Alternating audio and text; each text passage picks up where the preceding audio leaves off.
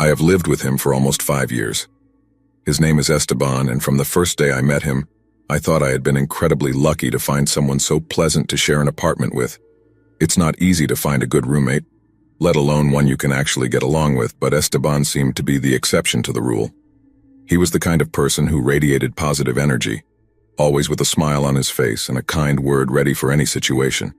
He had a natural ability to make friends, and his lighthearted and uninhibited sense of humor made him the center of attention at any gathering. It was hard not to like him, and I confess that for a long time I thought he was just one of those rare people who genuinely had no malice in their being. I clearly remember the first time we met at university. We were both looking for a place to live near campus, as university residences weren't our thing. It was at one of those student meetings organized by the university where our lives crossed paths. We hit it off right from the start. Esteban had that charisma that made you feel comfortable immediately, as if you had known him all your life.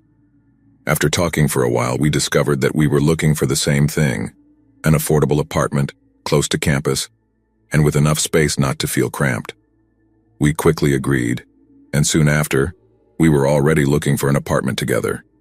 We found a place that was perfect, 2 spacious bedrooms, a comfortable living room, and a kitchen that, while not large, had everything we needed. The rent fit our student budget, and the place was close to everything we could need. The first few years were more than fantastic. Esteban became the ideal roommate. He had a very organized routine, was clean, and always willing to help with household chores. If we ever had any conflicts, we resolved them quickly without drama or unnecessary arguments. He cooked from time to time, and his meals were always a delight. He was the kind of person who, if he had a tough day, knew how to turn the night into something pleasant with a good dinner and a movie that we both enjoyed. Additionally, Esteban had a unique ability to tell stories. He could turn the most mundane events into fascinating narratives, full of details that made you feel like you were right there, living the experience with him. Even when I finished university and moved to a nearby city for work reasons, we decided to continue sharing the apartment. Although my job required frequent travel, it was comforting to know that when I returned, Esteban was there, with his unchanging good humor and his ability to make any situation feel light and manageable. He had also found a good job in the city, and it was convenient for both of us to continue living together. It seemed like we had found the perfect balance, a routine that worked for both of us and that didn't seem to have any reason to change. However, over time, I started noticing some things that didn't quite add up. They were small details, almost insignificant, that at first I didn't pay much attention to. For example, there were nights when Esteban would go out and not return until the early morning, or sometimes not until the next day. At first, I assumed he was just enjoying the nightlife, something he had always done since I met him. But as time went on, his absences became more frequent and prolonged. Sometimes I would find him in the living room, sitting in silence, staring at the turned-off television. It was an unsettling image. Esteban, always so full of life, now seemed to be lost in dark thoughts, oblivious to everything happening around him. When I asked if he was okay, he always responded with his typical smile, assuring me that he was just tired. He told me that work was more exhausting than usual, that responsibilities were increasing, and that he simply needed time to disconnect. But there was something in his gaze that deeply unsettled me. His eyes, which had always sparkled with a spark of energy, now seemed dull, as if something inside him was slowly fading away. Despite these signs, I never really suspected what was happening. I simply assumed that Esteban was going through a rough patch, as we all do at some point in our lives. I gave him space, thinking he would eventually return to his old self. I didn't want to intrude too much into his personal life. After all, everyone has their own problems, and it's not always easy to share them. But a few months ago, everything started to change drastically. One night, while I was in my room working on a project, I heard strange noises coming from the basement. It wasn't the first time I heard them, but I had always assumed they were just regular house noises, old pipes, the creaking of wood, things like that. However, that night the noises were different, louder, more persistent. They were like dry thuds, followed by a sound I couldn't immediately identify. My curiosity got the better of me, and I decided to go down to the basement to see what was happening. The basement had always been a place I rarely visited. It was a large space, but messy, full of old boxes, unused furniture, and things we simply didn't have a place to store. Esteban used to go down there more often, but I always thought he was just organizing things or looking for something he needed. When I arrived in the basement that night, the darkness of the place enveloped me, and a chill ran down my spine. I turned on the light, and what I saw froze me in place. There was Esteban, sitting on the floor, surrounded by old newspaper clippings and photos of children. He was so absorbed in what he was doing that he didn't notice my presence until I made a floorboard creak. When he finally looked up, his face was pale, and in his eyes I saw something I had never seen before. Fear. A deep and visceral fear. "Alan, what are you doing here?" he asked, trying to hide the papers he had in front of him. His voice, usually confident and firm, now trembled slightly. "I could ask you the same thing, Esteban. What is all this?" I replied, feeling my heart race. There was an urgency in my voice that I couldn't control. Esteban tried to give me a quick explanation, but nothing he said made sense. He talked about childhood memories, about things he had kept for years, but his story was inconsistent, full of gaps and contradictions. It was at that moment that I felt something was terribly wrong. I decided that the next day I would investigate more about those clippings, although at that moment, Esteban convinced me it was nothing important, just old things he had found at his parents' house that brought him nostalgia. The next morning, while he was at work, I couldn't resist the temptation to search more in his room. I knew it wasn't right, that I was violating his privacy, but the unease I felt wouldn't allow me to let it go. My mind was full of unanswered questions, and I needed to understand what was happening. That's when I found a box hidden under his bed, a box that was locked. After searching for a while, I found the key in his desk, hidden among papers and personal belongings. Inside the box, there were more newspaper clippings, all about missing children in different states of the country.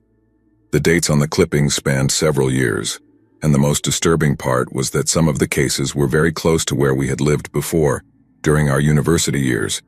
There was something even more disturbing, a list with names and dates. I didn't understand why Esteban would have something like this, and my mind began to imagine the worst. What was he doing with all this information? Could he be involved in those disappearances? My stomach churned with fear and revulsion at the thought that Esteban, the person I had lived with for so long, could be involved in something so monstrous. I didn't want to believe it, but everything pointed in a terrifying direction. I sat on his bed, holding those clippings, not knowing what to do. My first instinct was to confront him, demand an explanation, but something stopped me. I knew that if he really was involved in something so dark, confronting him could be dangerous, both for me and for others. I decided to call the police, but I didn't tell them everything I knew. I only mentioned that I had found something suspicious, and that I believed they might be involved in something serious. I gave them a general description of what I had found, without going into too much detail. The next day, they came to investigate, but Esteban wasn't home. He had left early for work as usual and hadn't returned since then. That was the beginning of the end. The police started investigating more thoroughly, and soon I discovered that Esteban wasn't who he said he was. His real name wasn't Esteban, but another one he had been using for years while hiding from justice.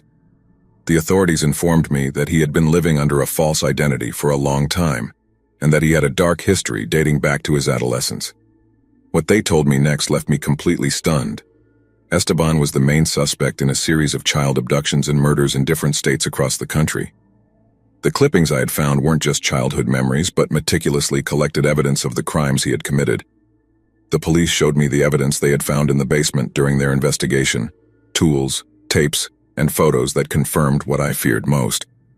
Esteban was a serial killer, one of the most wanted in the country, and he had been living under my roof for years without me having the slightest idea who he really was. I remember the day they caught him like it was yesterday. It was in a coordinated operation involving several law enforcement agencies. Esteban didn't resist. In fact, according to what the officers told me, he seemed resigned to his fate, as if he knew his time had come to an end. His smile, the one I had always believed to be sincere and that had brightened so many of our conversations, had completely vanished. In its place, his face was marked by an empty, lifeless expression, as if the weight of his crimes had completely consumed him. When he was sentenced, the news became one of the most talked about cases in the country. The media covered every detail from his capture to the trial, where he was sentenced to more than 50 years in prison without the possibility of parole. Seeing his face on the news, The face of someone with whom I had shared so many moments was one of the most surreal and terrifying experiences of my life. The first night after his arrest, I stayed awake in bed, staring at the ceiling, unable to sleep. The images of the clippings, the tools in the basement, and the empty expression in Esteban's eyes kept replaying in my mind. I couldn't stop thinking about all the moments we had shared, all the times we had laughed together, without me knowing what was really going on. I felt betrayed, but more than that, I felt scared. How could I not have seen the signs? How had I been able to live so long with someone so monstrous without even suspecting it? Nights are hard now. Every little noise in the house puts me on edge, and every time I close my eyes, I see his smile. The one that once seemed so sincere, but that I now know hid the face of a killer. The police assured me that I was safe, that Esteban was behind bars and could never hurt anyone again. But that comfort is fragile. The trauma of discovering that someone so close to me was capable of committing such atrocities is something I will never be able to forget. Over time, I tried to move on with my life. I moved out of the apartment we had lived in together, unable to bear the memories that place evoked. I found another place in a different city, far from everything that reminded me of Esteban. But despite the distance, the memories follow me like shadows I can't escape. Every time I meet someone new, I find myself questioning their intentions, looking for signs of something dark hidden behind a friendly smile. I've tried to find answers, to understand how someone can live a double life like that, how someone so seemingly normal can hide a monster inside. I read books, talk to psychologists, but no explanation seems enough. Maybe I'll never fully understand it. Maybe the darkness that lived inside Esteban is something that simply has no explanation, something that defies logic and reason. Today, years after those events, I still find myself dealing with the aftermath. Life goes on, but that shadow never completely disappears. Every time I see a news story about a missing child, every time I hear about an unsolved case, I feel a knot in my stomach. And I wonder how many other people like Esteban are out there, hidden behind smiles and kind words, waiting for the moment to reveal their true nature. The police told me that Esteban's sentence was exemplary, that justice had prevailed. But for me, the real punishment is the one I carry inside. The feeling of betrayal, the constant fear, and the sleepless nights are the prison I now live in. A prison I'm not sure I'll ever be able to escape from.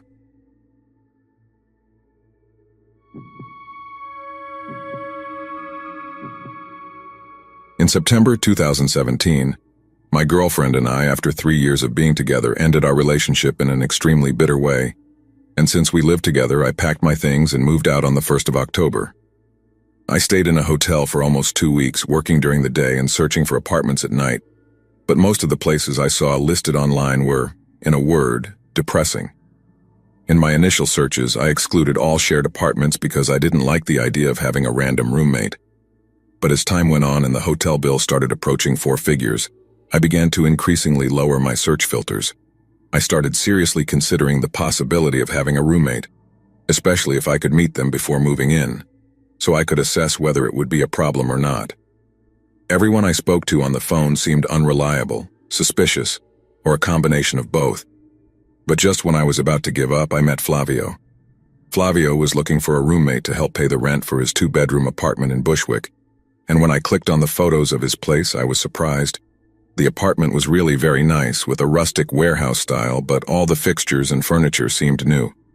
But the best part was what Flavio wrote in his little About Me section.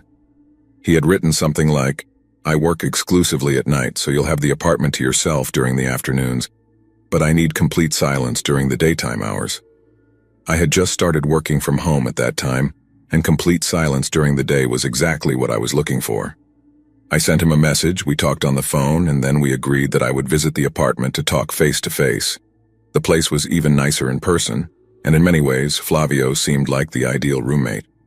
He was a tall, thin guy from Estonia, very dry and reserved, and he wore a dark turtleneck sweater and glasses. He said he was a filmmaker and was working on a project that involved exclusively night shoots, hence why he would leave the apartment at dusk. He was vegetarian and a teetotaler, but he didn't mind if I kept meat or alcohol in the apartment. In fact, he didn't seem to care what I did, as long as I didn't smoke or make any noise during the day. After explaining my situation and why silence during the day was ideal, I decided to test his sense of humor and asked if he was a vampire. He didn't laugh, not even a smile.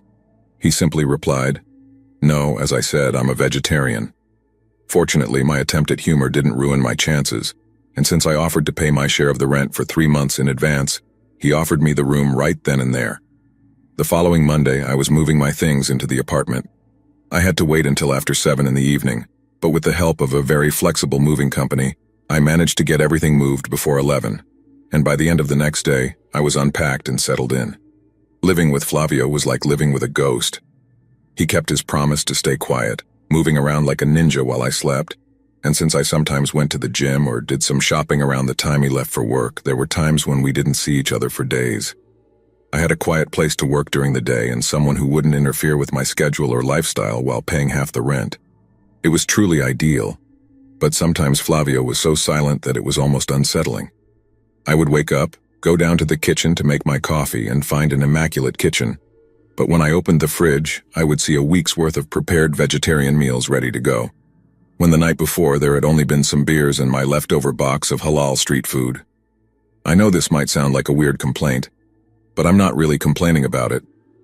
I guess what I'm saying is that this was the closest thing to a red flag I ever had with Flavio, and I wish I'd had more signs. So, during the first 7 or 8 weeks, I lived in a state of almost complete happiness. Somehow I had managed a clean break with my ex-girlfriend, so even though it still bothered me a bit, it wasn't like she was calling me non-stop, and she certainly didn't know where to find me. And then having my new ultra-quiet and super stylish workspace, with its minimalist decor and monochromatic color scheme, made it very easy to immerse myself in my projects, find my peace, and just move on. I had found the perfect temporary arrangement, or so I thought. One day I finished work around 5, walked a block to get some noodles at the good Cantonese restaurant, and as I was returning to the apartment, I felt my phone vibrate in my pocket. It was Flavio, and when I answered the call, he asked me in his typically dry tone for a favor. The place they had in mind for that night's shoot, in his words, wasn't available, and to avoid having to reschedule the entire shoot, Flavio wanted to know if he could use the apartment. He was very apologetic, promised it would be a one-time thing, but he said I would have to either leave the apartment for the night or stay in my room for the duration of the shoot. I told him it was no problem, especially if it was a one-time thing, and I said I'd see him at the apartment in about an hour. Flavio arrived with 2 friends, a guy and a girl, and they had several bags that seemed to contain equipment. The girl was small and attractive, and the guy was a bit overweight and balding, and despite being American, both shared the same hipster artist vibe as Flavio and were as quiet and reserved as he was. Once they were ready to set up, I grabbed my laptop and my things and then started heading upstairs to my room. The apartment had a small second floor, and when Flavio asked me to speak in private, I invited him to my room and asked what he wanted to talk about. For the first time since I had known him, Flavio showed some semblance of emotion on his face. He seemed unusually concerned as he explained that some might consider his project unusual. It required full immersion from the cast and crew, and so under no circumstances was I to leave my room during the shoot. It was 8 in the evening and I planned to sleep around 11, so I had no problem retreating to my room to play some Civ or just watch Netflix until I fell asleep. Then Flavio said that was fine because the shoot was going to last until around 1 in the morning. Obviously, I wasn't thrilled at the prospect of my sleep being interrupted, but that led Flavio to ask if I had a good pair of earplugs or headphones I could use to block out the noise. But then I started thinking, what kind of noise was he mentioning? Half-jokingly, I asked if he was making an adult movie down there, and in his typical dry tone, he said, no, it wasn't that kind of movie. And my curiosity was already pretty high at this point, so I asked what kind of noises I could expect to hear. And in response, Flavio told me something I'll never forget. He said, you might hear things that could scare or disturb you, but I assure you that no matter what you hear, it's just a simulation, and there's no reason to be alarmed. I asked Flavio if he was making some kind of horror movie, and he said no, it wasn't a horror movie per se, but it did contain elements that some people might associate with horror films. Apparently, that's why it was so important that I use headphones or earplugs. Otherwise, I might not be able to sleep. I told him that as long as there were no screams, we'd be fine. And that's when Flavio asked again if I wouldn't be happier just leaving the apartment until 1 in the morning. Honestly, I was too tired to go out to some bar and force myself to stay awake until 1. And since I had a good pair of noise-canceling headphones that I could use, I thought I'd just endure the noise, and in the worst case, I'd stay up late watching movies at full volume until the shoot finally ended. And the plan worked perfectly for a while. And during the first hour or so, I didn't even have to activate the noise cancellation on my headphones. In fact, I had them in ambient awareness mode, because at that moment I was so curious to know what kind of noises Flavio was worried I'd hear that it seemed fine to stay alert. I assumed there would be screams, probably some loud screams after Flavio's soft confession, and I greatly underestimated the kind of screams I would hear, as well as the effect they would have on me. I had been playing Civ 5 for over an hour when I started hearing the first noises coming from downstairs. It was the sound of a woman sobbing, like those long, sounds, and since Flavio had already told me she was an actress, the sound only bothered me. It didn't scare or disturb me. I switched my headphones to noise cancellation and turned up the background music in my game, and the combination instantly drowned out the sobbing. I think that lasted about 20 or 30 minutes until I finally started hearing another type of sound, one so loud that it began to cut through the noise cancellation on my headphones. I lifted the right ear cup, and I instantly pulled back when I heard the sound I had been protecting myself from. The girl downstairs, actress or not, was letting out the most gut-wrenching scream I had ever heard. I could hear the exact moment she ran out of breath as the scream weakened and died, and then she started again with another piercing shriek. She did this over and over, and at one point I clearly heard someone shout, "Louder!" But I couldn't make out if it was Flavio or his friend. I knew it wasn't real, I knew it was just an act, but there was something about that woman's scream that set my nerves on edge. I could only stand there listening to it for a minute or two before securing the headphones over my ears, turning up the volume on my laptop even more and trying to forget that it was happening. I did my best to focus on playing this game, but I could still hear those screams cutting through my music.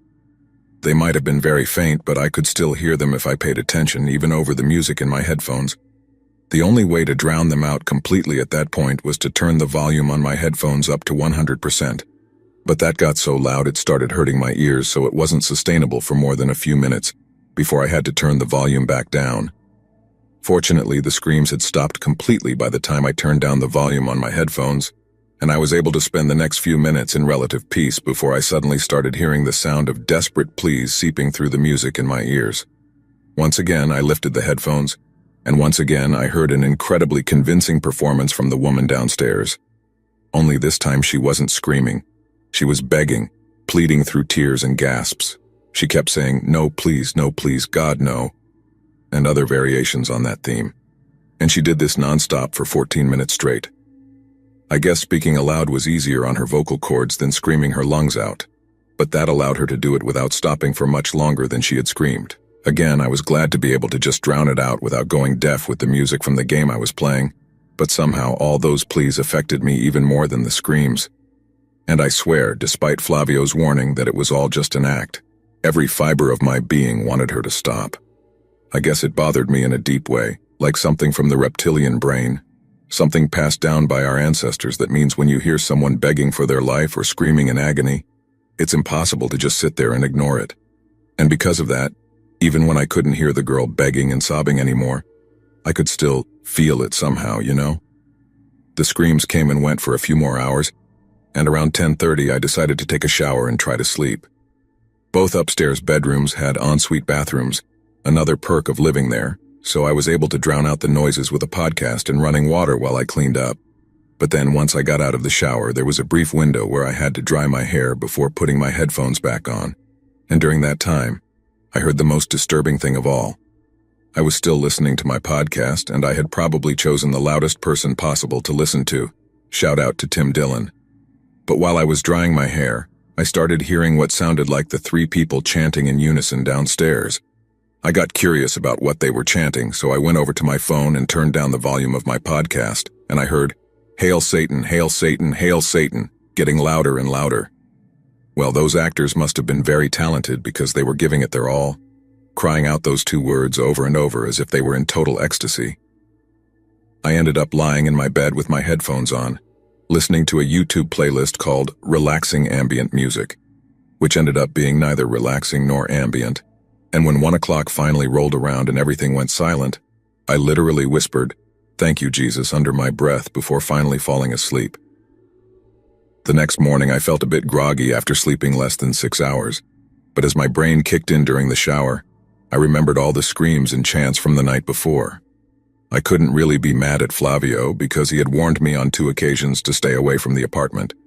And besides, there were far worse things than having to do someone a favor. As I mentioned before, Flavio and I rarely crossed paths, so it was days before I had the chance to ask him about the screams, and when I did, he gave me as dry a response as you could imagine. He apologized profusely for the disturbance, both literally and figuratively, but he was also quick to remind me of the warning he had given me. He said the screams and chants were what he called ADR, or automated dialogue replacement, which is basically when audio is dubbed over a film to make it sound better. No one was being threatened, imitated, or harmed in any way, and the woman in question was just a very talented actress. If the sounds she made bothered me, it simply meant she had done a good job and nothing more. This was obviously quite reassuring, I guess, but my main goal was to get a second guarantee that it wouldn't happen again, and if it absolutely had to happen, to let me know in advance so I could book a hotel or something. And he agreed, and I thanked him, and that was that. Now, it hadn't even been 2 weeks when Flavio asked me for a second favor. I had a feeling it would be related to using the apartment for his work, and sure enough, I was right. He started his proposal by telling me he was more than willing to pay for a night in a hotel, but after a studio canceled on him, he had no place left to shoot. I told him it wasn't necessary to pay for a room, that I could find somewhere to stay, and that even if I didn't, I was perfectly happy to pay for my own hotel room. Flavio then gave me the date of the shoot, which would be in a few days, on a Friday night. It turns out I was seeing someone at the time, and it was just at the stage where it was acceptable to propose some sort of night together, so to speak. And I proposed it, and she agreed, so I had that night covered. I had no reason to return to my apartment until, of course, I realized I had forgotten a part of my laptop charger, the plug that connects to the little box, and there would be no LAN party unless I went back to the apartment to get it. I briefly considered proposing a movie night instead of the LAN party, but the girl I was seeing seemed really excited about gaming, so I thought, to hell with it, and took the train back. I thought it would be an hour at most, and then once I got back, we could start our gaming date. Plus, I called Flavio in advance and gave him notice that I needed to interrupt the shoot for barely 30 seconds at most, and then I'd be free of any interruptions. I texted Flavio while I was walking to the subway, and when he didn't respond, I called him once I was back in Bushwick. He didn't answer on the first call, so I tried again, only for it to go unanswered as well, and I figured he was busy, and his phone was in do not disturb mode or whatever. So I sent him a second text saying I was minutes from the apartment and that I'd only be interrupting for a minute at most. Again, I got no response, and I started worrying that my intrusion might cause some sort of issue between him and me. And at the same time, I was thinking, I pay my rent. I'm a good roommate. I can be in and out in 30 seconds with some apologies. And if Flavio gets upset, well, I can deal with that when it's necessary. A few seconds later, I was in my apartment building walking toward the elevator, and a minute later, I was at my door. Since I didn't want to be too disruptive, I started knocking on the door. I had my key ready, but just like with the texts and calls, I wanted to give Flavio as much advance notice as possible. I knocked once, got no answer, then tried calling Flavio one last time. He sent that call straight to voicemail, so I knew he was aware I was trying to reach him, and that's when I started getting a little annoyed. At the very least, cooperate, you know? Don't completely ignore me. I understand he was busy, but he could have literally grabbed the laptop cord, opened the door and handed it to me, and I'd be back on my way to his shoot. But he didn't. He actively ignored me, so after a minute of waiting for a call or message, I pulled out my key and opened the front door to my apartment. The first thing I noticed when I closed the door behind me was that someone had placed a considerable amount of clear plastic sheets all over the place. They were on all the floors, on the walls, and there were strips hanging between the open doors like flimsy replacements. And I'm thinking, what the hell? And then I started calling out for Flavio. The moment I called out, I started hearing heavy footsteps coming toward the entrance hall of the apartment. They were walking with urgency, so I immediately thought, uh-oh. And I was in the middle of a string of apologies when 2 masked men came into view. They looked like nightclub security or something. Black suits, black shoes, black shirts, and black ties, all very well fitted, and the only difference was that these guys were wearing matte black masks, thick plastic ones from the looks of it. And the moment they saw me, they started walking in my direction, and I was like, "Wait, who the hell are you guys?" But they didn't say anything. They lunged at me, grabbed me, and the next thing I knew, they slammed me onto the floor with so much force that it knocked the wind out of me. I lay there for a moment trying to catch my breath. Then when I got my strength back, I tried with all my might to shake them off me, but I failed miserably. The whole time I was yelling at the two guys, "What the hell are you doing? Get off me." But again, they completely ignored me and started yelling, "Intruder." I was like, "I'm not an intruder, I live here." And right then I heard the click of a stun gun before feeling an intense pain shooting up my leg. And suddenly I couldn't move or speak anymore. I tried to keep fighting when I realized I could move again. But I was so stunned from the taser that I felt like they had drained my battery or something. I had no energy left, and all I could do was just lie there while those two guys held me down, waiting until I had another chance to escape. I was still yelling at them to get off me when someone in the common area of the apartment, whom I couldn't see, asked in a very authoritative tone what was going on. I immediately fell silent, and then one of the two masked men repeated the same word, "Intruder." And the person who spoke, whose voice I didn't recognize, then told them in a tone that brooked no argument, "Get him out." The two men immediately dragged me into the hallway outside the apartment, threw me to the ground, and then went back inside and closed the door behind them. I was like, what the hell just happened? And then, after getting up, my first instinct was to call the police. Something was happening in my apartment, and whatever it was, it didn't seem to be any kind of film set or anything like that. My first thought was that it was some kind of home invasion, but then what was all that plastic? It reminded me of something from Forensic Files or Hostel, or what the Mexican cartels use in those slaughterhouses so the walls and floors don't get covered in blood.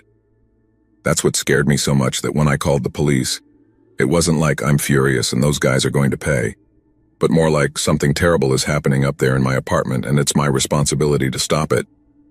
Yeah, I was mad at those two masked men for slamming me and tasing me, but it wasn't like they were two junkies who broke my nose after stealing my laptop. Another true story. The way those guys were dressed, the masks, all the plastic, they were security for something that was happening up there, something that no one was allowed to see. And in my humble opinion, it couldn't be anything good or legal. In fact, forget about legal.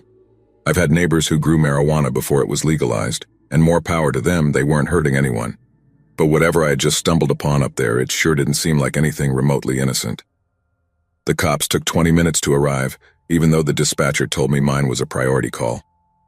I followed them to my apartment, unlocked the door for them, and I was in the middle of telling them about all the plastic when we saw that everything had disappeared.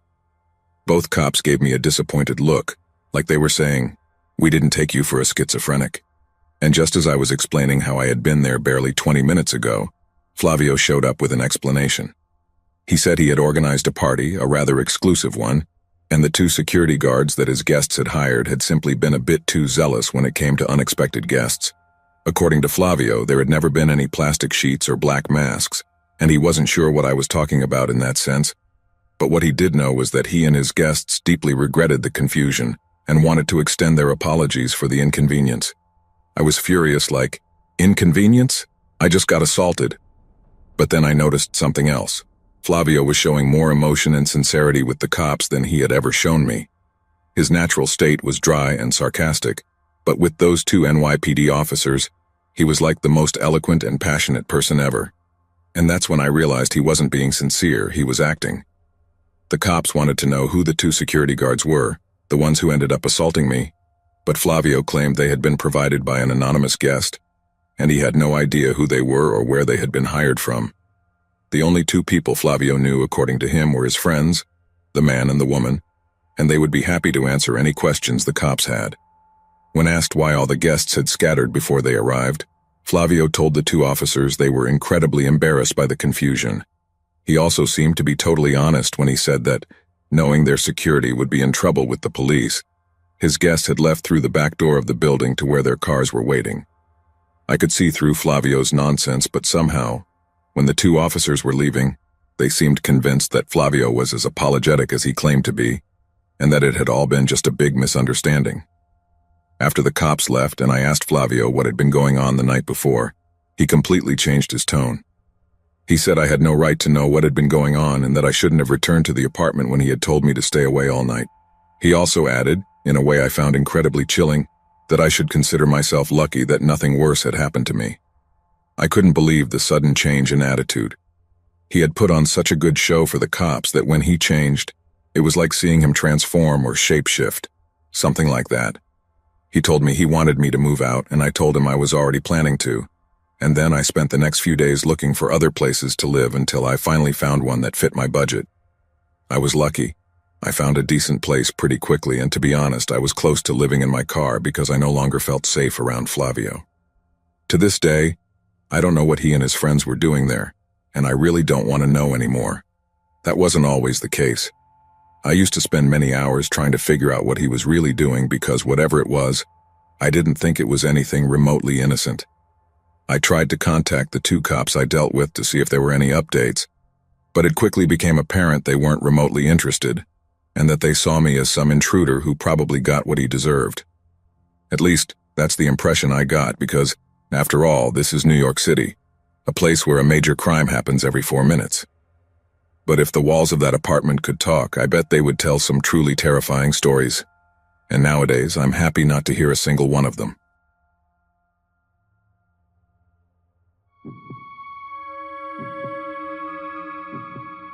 This is my second time writing for this channel. I'm a woman in my early 20s and I've filed police reports and already told the story to those close to me.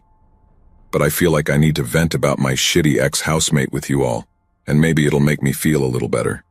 And Andre is very much like his name, so I'll use that. I'm not very good at reading people, unlike my landlady. When I first met Andre, he seemed nice enough. He was very tidy, filled the house with cooking that smelled amazing, and Mr. Wally kept out of my way. I'm kind of a loner these days, locking myself in my room with the company of my gerbils to study and quietly play Minecraft. And we didn't cross paths often when the school year started in September. He was the replacement for my previous housemate, and it's a 3-bedroom apartment, and I'd already been living with another girl, Natalie, for a year.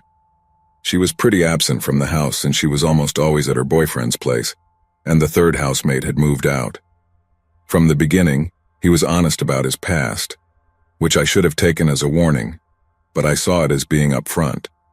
I asked him during the mini-interview process that Nellie and I were conducting for potential tenants if he was weed-friendly. He was, but it turned out he was a little too friendly with it. A few years ago, he was arrested for illegal possession of marijuana and was sent back to his home country, Turkey, for a year before being allowed to return to Canada to continue his studies. I didn't know how these things worked, to be honest, but that's what he told us. I tried not to be judgmental since he made it seem like it was something in the past. I learned that wasn't the case. One of the first things I noticed in September was that he was almost constantly smiling, and while it didn't get to the point of skipping classes, the whole house reeked of weed several times a week in the afternoon. Normally, I wouldn't mind a little smoke, but any smoker will tell you that every strain is different, and for some reason his weed caused me really severe panic attacks. Around late October, I got tired of his stuff and told him to find a way to contain it in his room, and he said his joints were hard to contain and that he really needed a pipe, so I lent him mine. A couple of weeks later in November, Andre said he'd broken the bowl but would replace it. Within a few days, he did replace it, but it was the wrong size. Maybe I was being a bit picky, but I told him to buy the right size and he refused, saying it was too expensive. I mean, I don't know, it's my property and he broke it, so he should fix it properly, right? Let me know if that request was out of line. What I know wasn't out of line, however, was what I did after what happened in mid-February. Around January, my landlady said we should start looking for new housemates, which was reasonable enough, but not for Andre. My landlady had always been slower to respond to messages due to the nature of her job, but he absolutely hated her guts for it. He called her horrible names and every name under the sun behind her back, which made me feel strange considering I'd been her tenant for 3 years now, and we were on good terms. Before moving on to the next topic, I'd like to quickly add that at one point during the housemate selection process, he asked if I'd be willing to move out so his friends could move in, and then it would be super awesome if I did. I obviously said no. My landlady later confirmed that he had asked her if he could sign the lease behind my back. As I mentioned before, we had forged a good relationship over the past 3 years, so it was a firm no. Andre became excessively antagonistic about my landlady's deadline when she wanted us to sign the lease. He started looking up the law, saying that legally he didn't need to give her notice until the next date, which wasn't true. He told me to discreetly look for housemates and tell the landlady at the last possible date, which made me feel super uncomfortable since it was around exam time, and I was secretly grateful that she was pushing so hard for the deadline. I just wanted it to be over. It was shortly before I signed the lease with my new housemates that he showed how hypocritical he was. I checked his Facebook messages, and the gist of the conversation was this. Andre, can I use your laundry after I move out? I don't have laundry outside. Me. Sorry, no, that's a bit weird. Andre, not that I'm going to pay. Me. Yeah, me and my housemates. Note, I never met these housemates before and still have no idea who they are. At this point, I started feeling extremely uncomfortable. I said no several times, but I gave in and started saying things like, I'll think about it, to appease him. Though I had no intention of letting him use my stuff, it seemed like the best way to get him to stop pushing since he had been persistently pressuring me for almost a week, trying to get me to say yes. Things reached the first climax when, the day before the 2 new tenants I chose, who by the way are super cool, were supposedly signing the lease, I went back to Facebook and again an approximation of our conversation. Andre, if you don't promise to let me use your laundry next year, I'm going to make a scene in front of your housemates when they come to sign the lease with her. I'm going to tell them how horrible our landlady is, that she doesn't care about us, and that she's terrible at responding to our messages. If you let me use your laundry, I'll wait until they leave to tell her to her face. In other words, he was going to make my new housemates question my judgment and make them believe I was a bad person or something. Why else would he vent in front of them and the landlady and tell me I was a horrible person? He later claimed those messages were a joke, to which I responded by asking where the joke was because I didn't see it. I felt great saying that I won't lie, especially since he never explained this supposed joke. At this point, I had a bit of a breakdown, I admit. I called my landlady that night when Andre had left the house for a few hours and informed her exactly what had happened and what he planned to do the next day. I even sent her screenshots of our Facebook messages and told her I couldn't allow her and my new housemates to come in good conscience. She called me yesterday, which I don't mind. This guy does martial arts 3 times a week, and despite being shorter than me, he could definitely throw me through a wall if he wanted to. I felt threatened and didn't want to know what he would do if he found out I had told her, and was the reason the lease signing had been rescheduled to a different time and place. She believed me, especially after reading all the text messages, with full context and nothing conveniently cropped out. She even saw the parts where I was playing along and calling her a bad landlady too. That's when she told me she had seen through his act while signing the lease. Apparently, he spent half an hour reading and rereading our lease, which was abnormal, asking weird questions and being rude to her after years of being her tenant. She could clearly see he was the overly macho type of man who likes to control women, but she gave him the benefit of the doubt. I tend to agree, especially looking back at how he treated women, me, the landlady, and Nellie versus the men in our lives, Natalie's boyfriend and my male friends. So I signed the lease with my new housemates the next day at a coffee shop, telling Andre that it was a last-minute decision to sign elsewhere, and that I had no idea why we changed plans. And I thought I had gotten away with telling her until my landlady sent him a letter from her lawyer stating that it was clearly stated that he would not be allowed to demand the use of the laundry again after he moved out, and that if he returned to the house, it would be considered trespassing. At first, I thought it was an overreaction on her part, but looking back at those messages, I can see why she made that decision. He angrily knocked on my door and showed me the letter in his hands when he returned that day, aggressively and quite melodramatically saying, "Give it to me," and I'm not kidding, those were his exact words. I think he lost his control over me since he could no longer pressure me now that his secret was out, which frustrated him. Then things calmed down temporarily. He retaliated in small ways, making an effort not to separate the recycling properly, not cleaning the shower drain, putting plastic and aluminum foil in the compost bin, and smoking weed excessively. They were small things, but they annoyed me. It was the day after he moved out when we reached our second and final climax, which led to the police report I mentioned in the first paragraph. After months of putting his shirts under my door to keep the smell of weed out, and being generally scared to the point of carrying a small kitchen knife in my pocket every time I left my room after the laundry incident, you can bet I was counting the last days with delight, sad that he left some things in the kitchen. He came with a friend and we sorted out whose Tupperware was whose. He saw my bucket and mop and claimed they were his and that he wanted them back. I had had that bucket and mop for 2 years, so why the hell was he saying they were his? I said no when he started prowling around the house, saying he wanted his bucket and mop. And if these were mine, his must be somewhere else, which made me feel uncomfortable as hell. I de-escalated the situation by saying I wanted to use them and would return them later. I planned to keep them. I have no obligation to let him back in. Remember the letter stating that if he returned to the house after moving out, it would be considered trespassing. And he instantly changed his attitude. Later that day, he even said I could keep them. Why he changed his mind is beyond me. The next day, Andre said he had left 2 more items behind. I was irritated at this point. I just wanted to be left alone. I said I'd leave them outside. I admit I definitely shouldn't have done what I did next. I was upset and I'm embarrassed when I read my messages, but his reaction was completely disproportionate. Andre, yes, I'll stop by in a few hours. I just got out of the shower. Me, I'm busy. Can't you come now? Just put on some shoes, shorts, and a t-shirt. There's no one outside. By the way, at this point, my city had been in lockdown for 2 months since it's a university town, and I live in an area almost exclusively populated by students. Almost everyone had left and it had been a ghost town for weeks. I should also mention that he hadn't been taking good social distancing measures every time he was here and had no problem getting close, even though he had recently been in a much larger city with a bad outbreak. Just thought I'd mention that. Andre. Okay, then give me my bucket and mop. You said I could have them. Give them back now. I put these 2 items in the inbox.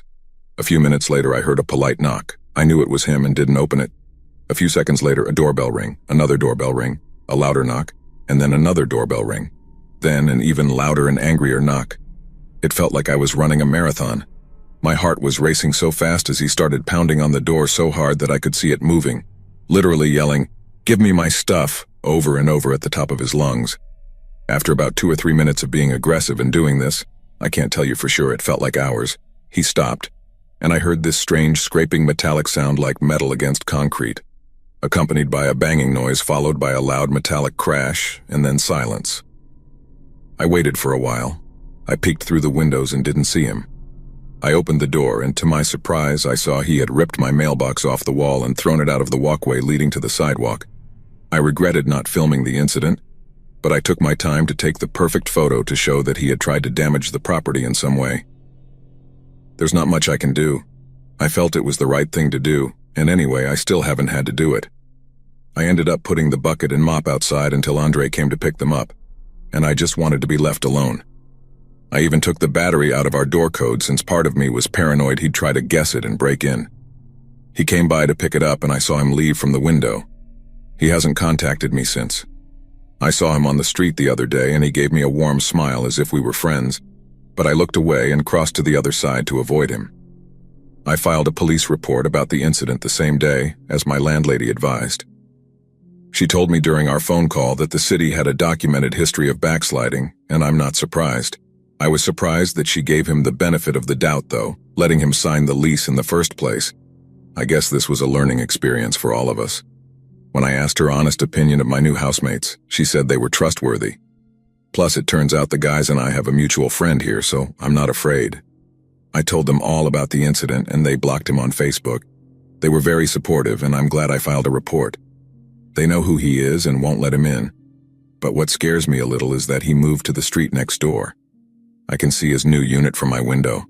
I can say without hesitation that I don't want to run into him again, given that we live so close and will inevitably cross paths on the street in the future. But I can say with confidence and without hesitation, Andre, fuck off.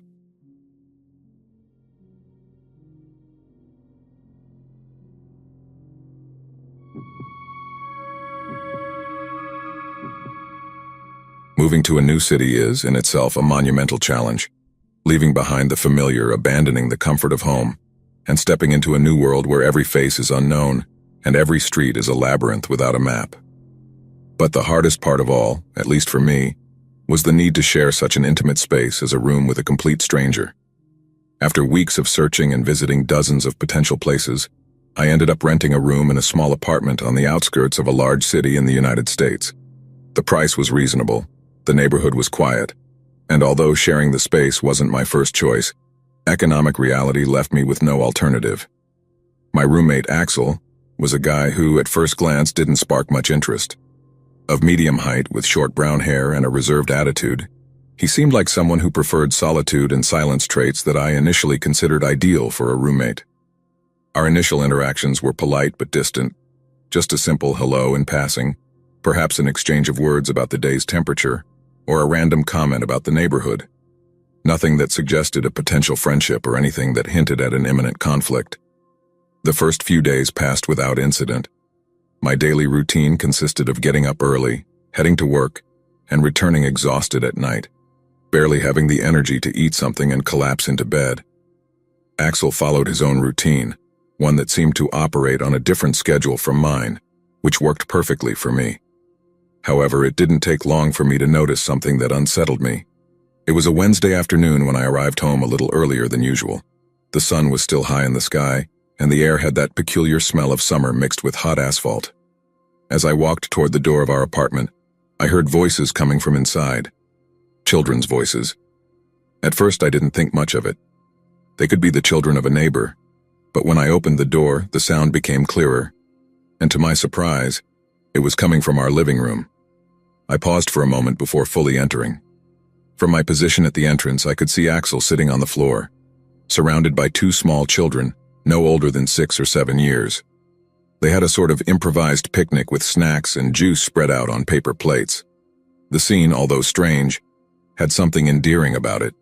However, what caught my attention the most was the expression on Axel's face. It wasn't the typical carefree smile you'd expect to see on someone watching over kids for a while. There was an intensity in his eyes, something I couldn't define at the time, but it left me with an uncomfortable feeling in my stomach. I chose not to interrupt and went directly to my room, closing the door carefully. That night, I couldn't shake the image of Axel with those children from my mind. Who were they? Why were they there? And why had he never mentioned that he would be bringing them? The next day, while I was getting ready for work, I couldn't help but observe Axel more closely. He seemed as usual calm, even a little absent, as if his mind was somewhere else. I considered the possibility of asking him directly about the children, but something stopped me. Maybe it was the feeling that it wasn't my place, or maybe it was something else, an unease I couldn't explain. I decided to let it go, convincing myself that it wasn't my business. However, that same afternoon when I returned home, the situation repeated itself. This time I heard more than one child's voice. I discreetly peeked through the living room window and saw that Axel was again accompanied. But this time there were 3 children. They all seemed comfortable, laughing and playing, while Axel watched them with a mixture of attentiveness and something that, now that I think about it, could be described as a kind of sadness. That night my mind was a whirlwind of dark thoughts. I couldn't stop thinking about those children and the possibility that something wasn't right. My imagination began to run wild, filling in the gaps with the worst possibilities. What if Axel was involved in something illegal? Could he be doing something horrible to those children? The doubt ate away at me, and the sense of danger settled in my chest like a weight I couldn't shake off. Several more days passed, during which I tried to act normal, but the tension inside me kept growing. Finally, on a Friday, I decided I needed to know the truth. I took the day off work, using the excuse of feeling unwell, but in reality, my plan was to stay home and spy on Axel.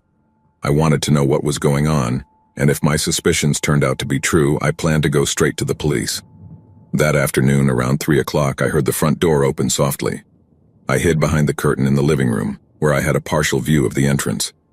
I saw Axel enter, followed by 2 children, different from the ones I had seen before. The scene unfolded just like the previous times. They sat on the floor, took out food, and began to talk. This time, however, Axel spoke more, and although I couldn't hear all his words, I caught fragments of what he was saying. He talked to the children as if they were adults, asking them about their day, where they had slept the night before, and if they had eaten anything. The children responded with monosyllables, their voices filled with shyness and exhaustion. I stayed in my hiding spot, watching and listening, increasingly convinced that something strange was happening. When the children finally left, I stayed in the living room, waiting for Axel to realize I was there. Several minutes passed before he emerged from his room and found me sitting on the sofa, waiting for him. I confronted him directly. There was no more beating around the bush. I asked him about the children, demanding that he explain what he was doing and why. Axel's expression changed dramatically. He turned pale as if he had been caught in a crime, and for a moment I thought he was going to deny everything. But instead, he sat down across from me, sighed deeply, and began to speak. What he told me left me speechless. He talked about his childhood, about how he had lost his family in a car accident when he was a child. He told me about his younger siblings, whom he had loved deeply and who had died on that fateful day. After the accident, he had spiraled into self-destruction. He got into trouble with the law, got involved in bad things, and eventually lost all his friends. Axel had hit rock bottom, and it was then that he decided to change his life. He began working on his personal redemption by helping homeless children.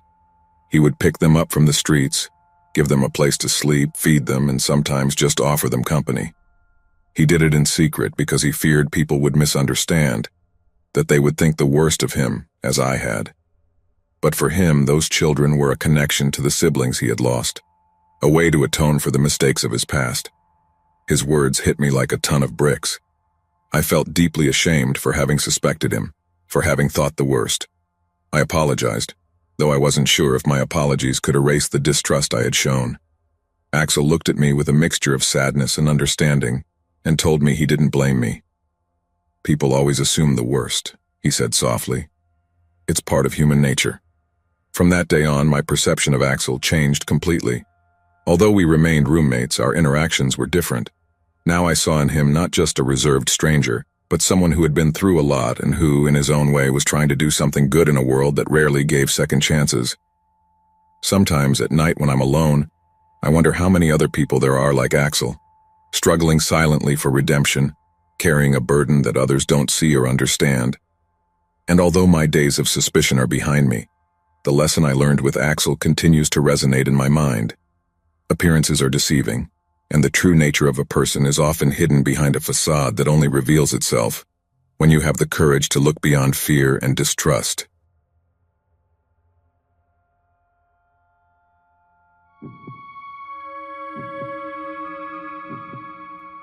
In my first year of college, I had a roommate named Joel. He was attending university on a scholarship. He was brilliant but extremely shy. He barely spoke, and when I tried to engage him in conversation, he never responded. After a few weeks together, we got to know each other better. He told me that he was raised by a single mother who later died of a drug overdose when he was 12 years old. He was adopted by an older man who had lost his family in an accident, and Joel said that all the man did was watch cars and fix them all day. The man died a few weeks before Joel entered college. Joel loved planting, but most of his crops died before maturing. He always seemed to think he was full of bad luck. He was severely bullied in high school and was often called offensive nicknames. Unfortunately, Damien, who had attended the same high school as Joel and was one of his bullies, was also at the university with us and lived in the same dorm. Damien had a roommate too, Franco, and both were the typical bad boys. Joel tried to avoid Damien, but he couldn't. When Damien found out that Joel was at the university with him, he started spreading rumors about how Joel's mother died and how poor he was in high school. People started calling him names and mocking him. It was like reliving high school for him. He would get up early to shower and avoid running into anyone. Of course, I intervened from time to time and threatened to file a complaint if they didn't stop. Once Joel was in the bathroom when Damien and Franco decided to harass him. They took his towels and clothes and told him to walk naked to his room. I had to call the dorm supervisor, who came to his rescue. Damien and Franco went out partying with their girlfriends one night, and unfortunately on their way back they had an accident and no one survived. It was a very tragic incident. The police started investigating the accident and realized that someone had tampered with the car's brakes. Later it was discovered that Franco had fought with Martin at the party. Martin was a senior, very popular, and known for his mischievous behavior. The police arrested Martin for questioning, and the school immediately expelled him because he was already on probation. Everyone forgot about what had happened, and we moved on. Until one night when I suddenly woke up and everything was dark.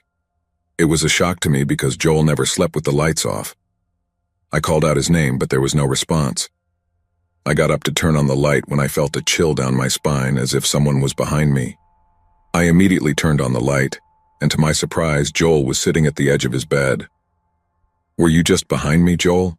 I asked him. "No," he replied coldly. "Why aren't you sleeping and why was the light off?" He didn't answer. Instead, he lay down and went to sleep. I was a little scared. He murmured a few words, but I couldn't hear him, so I decided to go back to sleep. I closed my eyes for 2 seconds and Joel turned off the lights again. I quickly turned them back on and told him I needed the light. I didn't sleep much that night, so I decided to write a complaint to the school the next day. I wrote about how I thought he needed help. That was the first time he acted strangely. I often caught him talking to himself, hiding things, and once I saw him laughing in a creepy way.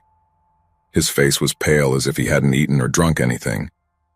After writing the letter, I decided to return to the dorm early to check his things.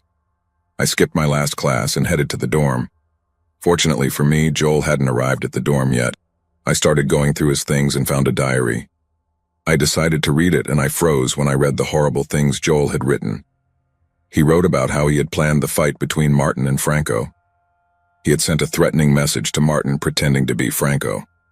Martin went to confront Franco at the party and that's how the fight started. He also wrote about how he tampered with the brakes of Franco's car, knowing full well that Damien would be in the car too. I was so absorbed in what I was reading that I didn't hear Joel come in. I felt someone behind me, so I turned around. My heart skipped a beat when I realized Joel was behind me. Before I could say anything, he hit me with a rod and I lost consciousness.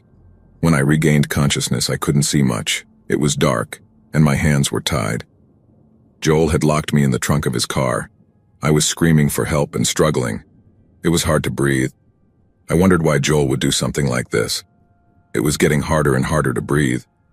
I kept banging on the car, hoping someone would hear me. Joel had asked the dorm security guard for a shovel. The guard gave it to him but was suspicious. When Joel reached his car, he opened the trunk, and before I could scream or say anything else, he hit me on the head with the shovel, closed the trunk, and left. Fortunately, the security guard had discreetly followed Joel and saw everything. He reported what he saw to the police. The police alerted all patrol officers and tracked Joel's car. They found the car empty and started searching for me and Joel in the area. An officer noticed that they had found 2 of my bloody teeth in the trunk and said they needed to act quickly. They yelled and searched the surroundings until they found Joel trying to bury me. They searched the garden of Joel's late adoptive father, and by the time they found me, I was half buried. Joel was laughing throughout the whole incident. I was rushed to the hospital and Joel was arrested. Joel was sentenced to life imprisonment. He began his sentence in a mental health facility and was transferred to prison after completing his treatment. I also saw a therapist for a while because I couldn't get over the fact that Joel had tried to bury me alive. My therapist told me that I needed to talk to Joel, so I visited him in the asylum. He didn't answer any of my questions. Instead, he smiled like a maniac and kept repeating, "You had to go." When I returned to college, Joel had been given numerous nicknames. Joel the psycho killer, Joel the human planter, Joel the horror fetish, and Joel the roommate who lost his mind. These were a few that I heard. These names reminded me of the incident over and over, and I had to request a room change. People would gather around me, waiting to hear what I had to say. I brushed them off and told them that the rumors and the names they called him were what drove him crazy in the first place. I repeatedly visited the therapist for a while because I couldn't get over the fact that Joel had tried to bury me alive, and that I could have been fertilizer for his garden since he loved planting, and couldn't bear to see another one of his new crops die. So I had to go.